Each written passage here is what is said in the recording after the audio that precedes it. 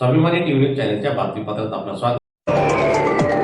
साक्री नगर पंचायतीच्या उपनगराध्यक्षपदी भाजपाचे गजेंद्र भोसले यांची झाले बिनविरोध निवड। कार्यकर्त्यांनी केला जल्लोष साजरा।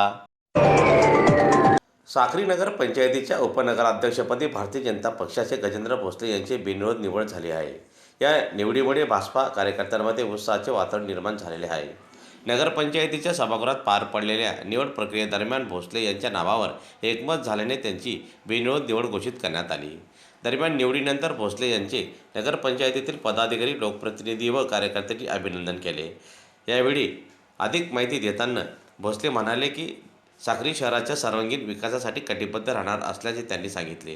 नागरिकांच्या मूलभूत सुविधा, स्वच्छता, पाणी पुरवठा व विकास कामांना प्राधान्य देणार असल्याचे त्यांनी नमूद केले।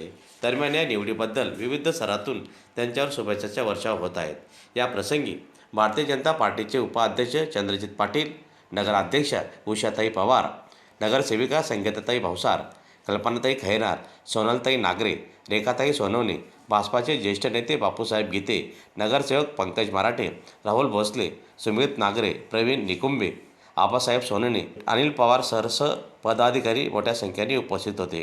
ज्ञानेश्वर ढालवाले, साक्री तालुका प्रतिनिधी।